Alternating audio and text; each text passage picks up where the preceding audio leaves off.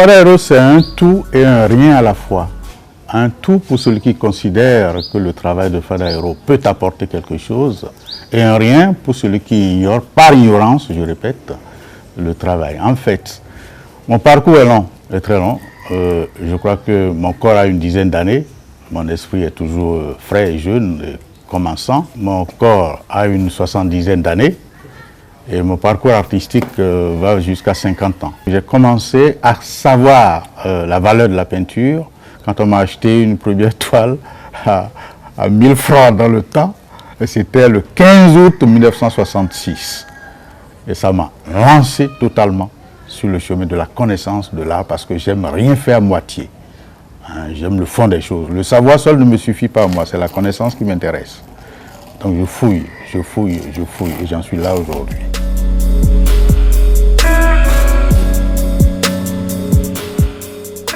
Moi, tous les jours que Dieu fait, j'expérimente une technique nouvelle.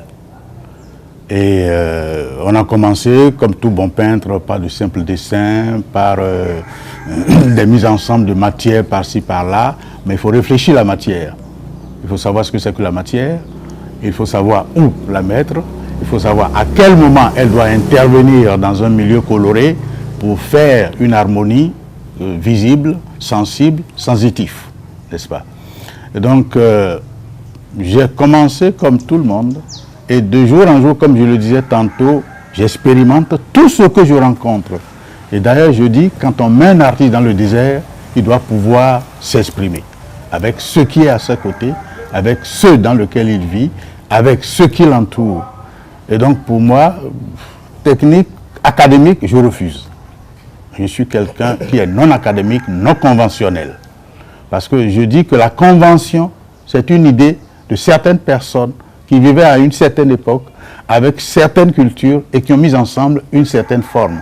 Je ne suis pas avec eux aujourd'hui, je dois moi-même apporter quelque chose. Donc je fouille, je casse, je déchire, j'empoigne, je me bagarre en fait avec ma toile, avec la nature, pour leur arracher l'essentiel.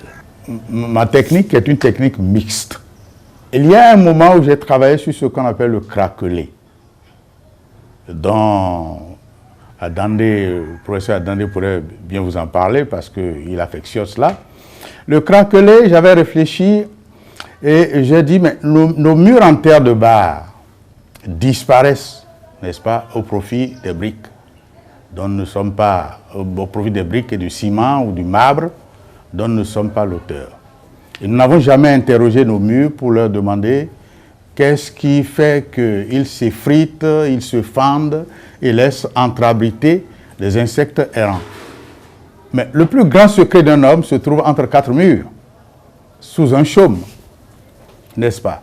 Et tous ces secrets, tous ces dires, tous ces faits anodins et autres qui se font à l'intérieur de ces murs sont des forces qui sortent, n'est-ce pas? Et qui à un moment bousculent le mur, parce que ça fait deux esprits qui se rencontrent, bousculent le mur, et le mur étant un objet fragile, fendent, quelle que soit sa force et la lourdeur qu'on leur donne. Parce que dans une lourdeur, il y a de la souplesse, n'est-ce pas? Donc ces murs se fendent et laissent entreabriter, comme je le disais tantôt, des insectes errants. Donc malgré leur souffrance, leur ouverture forcée par le soleil ou par le temps, des insectes viennent y abriter. Et je dis, mais dis donc, voilà des choses qui ont de la valeur spirituelle et de la valeur sociale, qui malgré la charge que leur impose la nature et l'homme, n'est-ce pas, qui est le cinquième élément de la nature, mais ces murs encore ouvrent leur cœur et accueillent des personnes, des choses errantes. Et ça m'a fait réfléchir. Et j'ai commencé par travailler et trouver dans le fond de ma peinture des formes d'effritement, des formes de fendillement, n'est-ce pas, pour représenter ces murs-là. J'ai appelé ça les craquelés.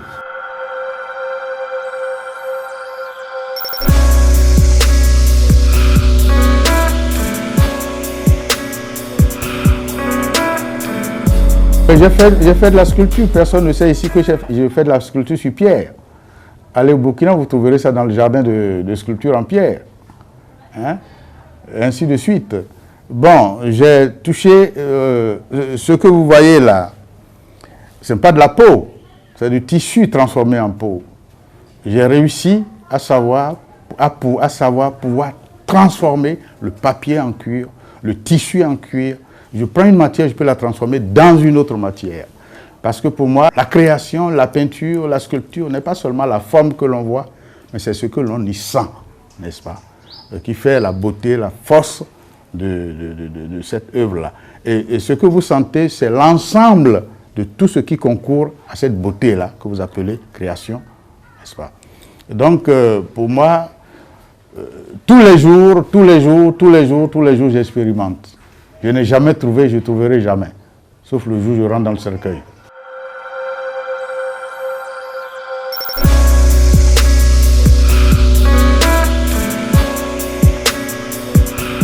Vous savez, il est difficile d'explorer l'homme.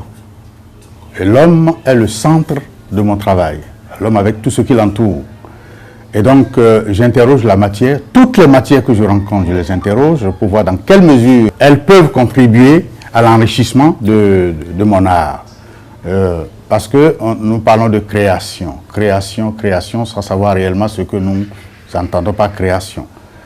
Et donc, la matière, je dis, chaque matière pour moi a une vie. N'est-ce pas? Si moi je vis, c'est que la matière inerte aussi a sa vie, même si elle ne l'exprime pas. Donc, je fais un rapport. Je crée un rapport avec la matière, je crée un rapport avec la couleur et avec les symboles et tout ce qui existe pour dire, enfin, pour créer une beauté et pour dire ce qui n'est pas visible, qui n'est pas sensitif, qui n'est pas palpable, mais qui existe dans la permanence. N'est-ce pas? Parce que le monde est spirituel et il faut chercher dans chaque chose le spirituel, n'est-ce pas? Et c'est dans cette quête de spirituel que je parcours, je cherche, je fouille, je questionne, j'amadoue, ainsi de suite, pour trouver des éléments qui concourent, comme je le disais tantôt, à la création dont je peux dire que je suis l'auteur. La matière, elle est là. Même la peinture que nous utilisons en tant que peintre, l'élément solide tel que pour exprimer la sculpture, n'est-ce pas? Il faut connaître l'élément absolument. Il faut connaître la peinture parce qu'on l'apprend. Mais il faut savoir maintenant, pour arriver à une création, savoir quelle couleur mettre à côté de laquelle et quelle forme, n'est-ce pas, suscite cette tendance colorée, n'est-ce pas? Et je crois que pour avoir traîné ma bosse dans la recherche colorée et matérielle depuis, je peux dire que je suis matiériste en fait. Moi je travaille avec la matière. Je communie et je communique avec la matière pour lui arracher l'essentiel.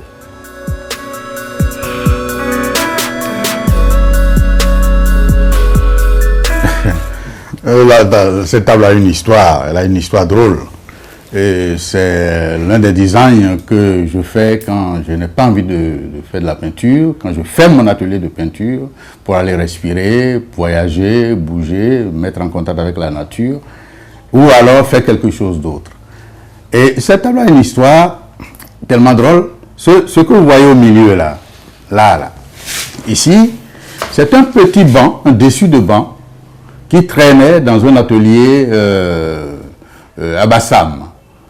Et puis je partais, je l'ai vu de loin, j'ai arrêté la voiture, je suis descendu, je suis allé vers la dame, j'ai dit mais j'achète votre banc. Elle m'a regardé, puis elle dit à son voisin, mais c'est là où ça commence. Hein. Il ne savait pas que je comprenais la langue, les fonds. Elle dit mais c'est là où, et ben, et puis j'ai ri. Il dit mais vous me le vendez à combien? Il dit mais pourquoi vous voulez l'acheter? Je dis non ça me plaît. Il dit mais qu'est-ce que vous allez en faire? Bon prenez, je dis non je ne prends pas, j'achète. Elle me dit, bon, son voisin qui a commencé par rire, à moi, il est bien au bleu. Donc, je les écoutais et j'étais fier d'avoir entendu ça. Je mets la main dans la poche, je lui donne 5 minutes, je prends le banc. Je jette à la maison. Et ça, ce que vous voyez là, c'est comme ce qu'on appelle, enfin, comme une machine à laver pour les gens du Nord. C'est strié pour broyer le tissu, enlever la saleté et tout. J'en achète, je vais au marché, je trouve, j'achète. Et un jour, mon arbre, d'Ila Ilang, qui est un arbre à parfum, dans ma cour à Bergerville, dans mon atelier, est coupé parce que ça produisait des insectes. Les troncs étaient là, et puis un jour j'ai dit, bon, coupez-moi ce tronc-là. Les enfants ont pris, on a coupé les 2 troncs, et j'ai appelé un de mes assistants, Yapi Roger. Je lui ai dit, Yapi, nous allons faire une table, mais qui ne ressemblerait à aucune table. Tel que je vois, ou je sens, en fait, on sent avant de voir, tel que je vois et je sens la table, n'est-ce pas, je voudrais d'abord la concrétiser dans la ligne et la forme, pour enfin allier la ligne et la forme à la force. Voilà, parce que les 3 éléments sont réunis. Pour moi, j'y tiens énormément.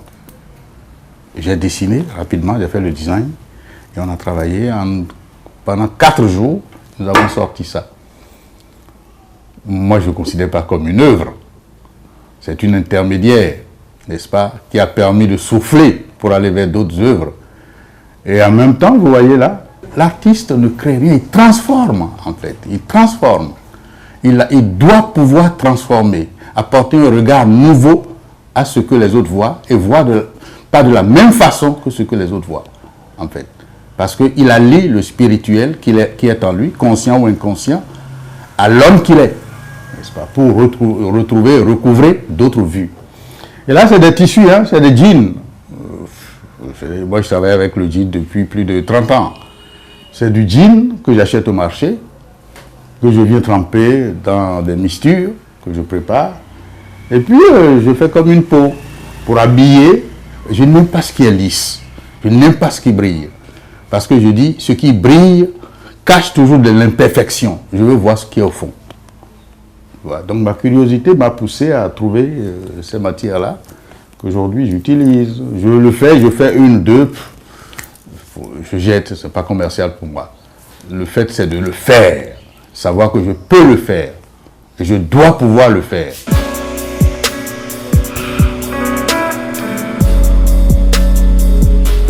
Oui, moi j'aime le toucher. J'aime le toucher. Et là, c'était à un moment où j'ai travaillé sur une série de ce qu'on appelle le sac du savoir.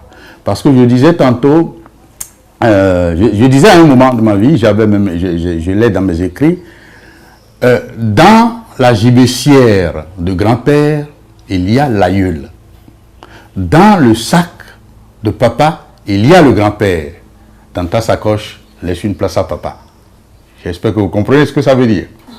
Donc, j'ai travaillé sur ces sacs-là, j'ai fait un bon nombre, et je continue d'ailleurs d'en faire, parce que j'ai l'impression que jusque-là, les Africains n'ont pas encore eu l'idée qu'il faut fouiller le sac de grand-père. Pour qu'il y ait une œuvre d'art, il faut qu'elle soit belle, bonne et profonde. Belle par rapport à l'esthétique plastique, bonne par rapport à la construction, à la solidité, et puis profonde quand ça dit « Ah, c'est quoi ça ?» Parce que devant une œuvre, on doit pouvoir s'approcher, discuter ou reculer. Une œuvre doit pouvoir vous attirer, vous repousser. Dans ce cas, vous vous dites « Pourquoi ça me repousse? Mais pourquoi ça m'attire ?» C'est dans le pourquoi qu'il y a l'art. S'il n'y a pas le pourquoi, il n'y a pas l'art. Une œuvre se construit comme un amour se construit avant de se vivre, n'est-ce pas? Le premier jour, quand vous voyez une femme ou un homme, vous la désirez, vous le désirez. Mais c'est votre instinct qui va vers, votre esprit qui se lève pour aller vers la femme. Et vous commencez maintenant par réfléchir. Mais comment je fais pour m'approcher? L'art a commencé déjà là. C'est comme si vous avez votre support qui est là et vous dites, mais qu'est-ce que j'attaque le premier? Est-ce que c'est le bois ou est-ce que je le coupe? La peinture, quelle est la couleur que je jette? Le design, quel est l'élément que j'enjance? Et vous vous approchez de la femme ou bien de l'homme, vous lui faites un sourire, vous n'allez pas renforcer la mine. Donc vous lui faites un sourire, vous réveillez l'esprit qui est en vous à la rencontre du sien. Et les démarches commencent. Les démarches commencent. C'est la même chose dans la création, avant qu'il y ait création, n'est-ce pas? Les démarches commencent, vous concrétisez un jour en vous embrassant, en allant au lit, vous faites l'amour avec votre toile, avec votre bois, avec votre pierre, avec votre plume, n'est-ce pas? S'il n'y a pas ça, il n'y a pas l'art. S'il n'y a que, simplement, j'ai vu, ah mais tu vois comment lui il fait son rouge là, mais moi aussi je vais faire le rouge. ça veut dire que c'est lui que tu transformes là. Toi, tu n'es pas là. Donc, il n'y a pas d'art. Parce que l'art, c'est l'ensemble de l'objet créé et de l'esprit du créateur. L'artiste est dans son œuvre. S'il n'est pas dans son œuvre, l'œuvre ne vit pas.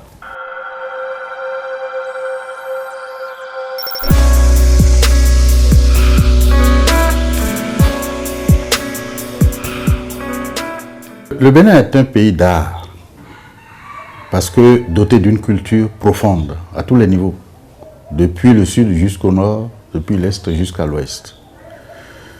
Malheureusement, il n'y a pas une politique de développement culturel. Ça, je le dis sincèrement. Il n'y a pas une politique de développement culturel. J'ai l'impression que ceux qui nous dirigent considèrent l'art comme quelque chose qui doit être apprécié d'ailleurs. Il faut le regard de l'autre pour qu'on se mire dans ce regard-là. C'est dommage qu'un pays comme le Bénin, qui est dit quartier latin, il n'ait pas pu avoir une école d'art. L'école d'art, ce n'est pas seulement... L'école d'art ne forme pas des artistes, mais donne les éléments nécessaires, forme l'intellectuel de l'art pour qu'on sache c'est quoi l'art. Parce qu'il a fallu que l'art soit créé pour qu'on trouve la théorie de l'art. Donc l'académie de l'art vient après. Donc par conséquent, je disais, les gens n'ont pas pensé créer une école d'art. Et à un moment, nous, à notre temps, on avait des professeurs de dessin dans les lycées. Aujourd'hui, il n'y en a presque pas, si bien que le jeune ne sait pas ce que c'est que le dessin. Il ne sait pas que celui qui a créé le premier design de la chemise est un artiste, avant qu'il ne soit un artisan. Celui qui a créé le couteau, le premier couteau qui est créé est de l'art, parce que c'est la forme qui est importante. Donc l'art ne permet pas seulement de faire des artistes, mais des artistes dans tous les domaines, même dans le domaine de l'enseignement, même dans le domaine de l'administration, même dans le domaine de la politique. Parce que si on connaît ce que le lettré dit de l'art, l'art c'est la manière de faire. C'est ça, l'art. Ce n'est pas ce qu'on crée qui est l'art, c'est la manière de le faire qui devient art, n'est-ce pas? Donc, aller à l'école des arts, connaître l'école des arts vous permet de donner une manière de faire, de transformer, de former. Parce que pour moi, l'art c'est déformer, transformer et reformer. Alors, si vous n'avez pas appris à transformer dans les études documentaires que nous faisons aux étudiants, par exemple, à prendre une bûchette, moi je peux vous dire, écoutez, vous êtes étudiant en première année, en deuxième année, voilà une boîte d'allumettes. Vous m'en faites 20 dessins, 100 dessins qui ne se ressemblent pas. Ça vous permet de transformer, de déformer, de reformer, ainsi de suite. Et ça s'inculque à votre mémoire, le logiciel de transformation dans la mémoire. Bref, on n'en a pas. Et on trouve que le pays piétine. C'est parce qu'on n'a pas la notion de l'art, forcément. Nous sommes, au Bénin, nous sommes de très bons administratifs. Hier, on était mieux, bien sûr. De très bons administratifs, de très bons dans tous les domaines, n'est-ce pas, de l'intelligentsia. Mais dans le domaine du développement, on ne sait pas ce que c'est que le développement. Parce qu'on ne sait pas par où commencer. L'aiguille est déjà fabriquée. La bûchette d'allumette est fabriquée. L'ordinateur est déjà là. Le Bénin n'a rien à apporter dans ce domaine-là. Sauf l'utiliser à bon escient. Mais le reste, la culture, ça ne se fabrique pas. Ça se vit, n'est-ce pas? L'art se vit.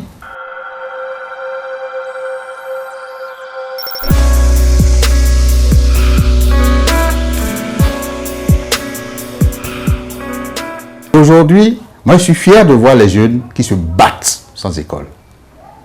Ils ont prouvé qu'on n'a pas besoin d'école pour faire de l'art, mais on a besoin d'aller à l'école pour savoir c'est quoi l'art. Absolument. Parce que l'école donne les éléments nécessaires pour reconnaître l'art. C'est vrai qu'aujourd'hui, le fait qu'il n'y ait pas une école fait qu'on confond l'art à l'artisanat et à l'artisanat d'art. N'est-ce pas? Il suffit que quelqu'un dessine une tête de coiffeuse, il est un artiste.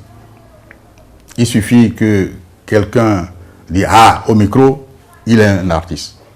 Si bien qu'on ne sait pas qui est musicien, qui est musicologue, qui est artiste musicien, qui ne l'est pas. Nous avons besoin de classifier les choses.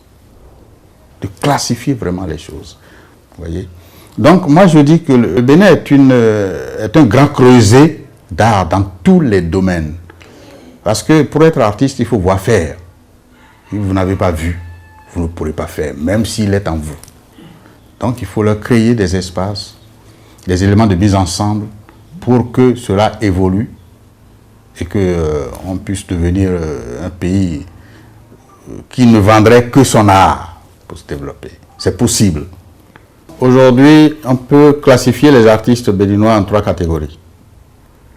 Il y a nous autres, il y a ceux qui nous suivent, où j'ai participé à leur formation, Charlie, Zinkbert, quoi, et qui évoluent pour notre bonheur. Et il y a les plus jeunes, n'est-ce pas, qui sont les Fadouans et tout le reste, les Marius Dansansou et tout ça, qui évoluent réellement. Mais c'est dommage qu'il n'y a que dans le regard de l'Occident que nous reconnaissons l'artiste, malheureusement. C'est comme si on nous dit, non, votre femme, c'est moi qui l'ai choisie pour vous. Et nous sommes heureux qu'on nous la choisisse, malheureusement. Il faut donner une chance à ces jeunes-là, une chance de rencontrer du travail, n'est-ce pas? Et leur apprendre qu'il faut travailler. Il n'y a pas de secret. Le bonheur est au bout du pinceau. Il faut travailler. Il faut travailler. C'est dans le travail qu'on découvre l'originalité. Ce n'est pas parce que l'autre fait, ah, il vend, il faut que je fasse comme lui. Je vends, n'est pas je suis un artiste. Aujourd'hui, le marché fait l'artiste, mais ne fait pas l'art. On voit aujourd'hui, je le disais bien à certains de mes amis qui font la promotion de l'art. Je dis, dites-moi si vous faites vraiment de la promotion de l'art ou bien de l'individu. Parce qu'il va se croire artiste, il va continuer dans sa bêtise, et vous allez tromper tout le peuple qui va prendre de n'importe quoi pour de l'art. C'est vrai qu'on peut transformer n'importe quoi pour en faire de l'art, mais il y a la manière de transformer et l'esprit que l'on inculque à ce n'importe quoi là. Donc en fait, ce que je demande aux jeunes le plus souvent, les quelques-uns que je rencontre, il n'y a pas de tabou. Il faut travailler. Si vous croyez que vous avez trouvé, vous avez échoué. Il faut travailler, remettre en cause tous les jours, déchirer, reconstruire, reformer et déformer, ainsi de suite. Sinon, on n'arrivera jamais. Arrivera un moment, ceux qui font votre promotion, parce qu'il y a du folklore dans votre œuvre. Demain, s'il n'y a pas ce folklore, ils vous jettent. Alors si vous insistez, parce que je leur dis, refusez de manger à genoux, vous ne serez jamais rassasiés. Refusez de manger à genoux. Vendez ce que vous pouvez vendre. Et travailler. C'est le travail qui fait l'artiste.